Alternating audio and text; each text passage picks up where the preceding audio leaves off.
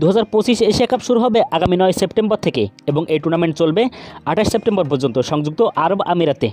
Asian cricket কাউন্সিলের তত্ত্বাবধানে অনুষ্ঠিত এই টুর্নামেন্টটি হবে এশিয়া কাপের 17তম আসর।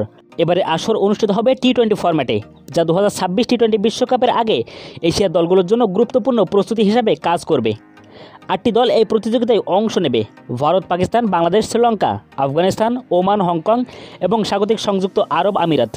গ্রুপ পর্বে 2টি গ্রুপে দলগুলোকে ভাগ করা হয়েছে। গ্রুপ এতে রয়েছে ভারত, পাকিস্তান, ওমান ও সংযুক্ত আরব আমিরাত। অন্যদিকে গ্রুপ বিতে রয়েছে বাংলাদেশ, শ্রীলঙ্কা, আফগানিস্তান এবং হংকং। প্রতিটি গ্রুপ থেকে 2টি করে দল সুপার 4-এ উঠবে। সেখান থেকে নির্ধারিত হবে ফাইনালের 2 প্রতিদ্বন্দ্বী। টুর্নামেন্টের সবচেয়ে আলোচিত ম্যাচ ভারত পাকিস্তান ম্যাচ, যেটা অনুষ্ঠিত হবে 14 সেপ্টেম্বর দুবাই আন্তর্জাতিক ক্রিকেট স্টেডিয়ামে। 2 দল সুপার 4 এবং ফাইনালে উঠলে আবারও একাধিকবার মুখোমুখি হতে পারে। 19 ম্যাচের এই প্রতিযোগিতায় ফাইনাল ম্যাচ অনুষ্ঠিত হবে 28 সেপ্টেম্বর।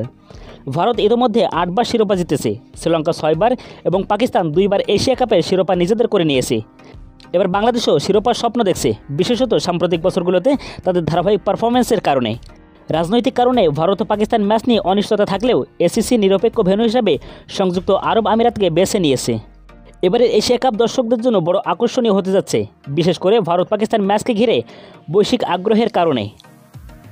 ইব্রাহিম হোসেন, স্পোর্টস 850।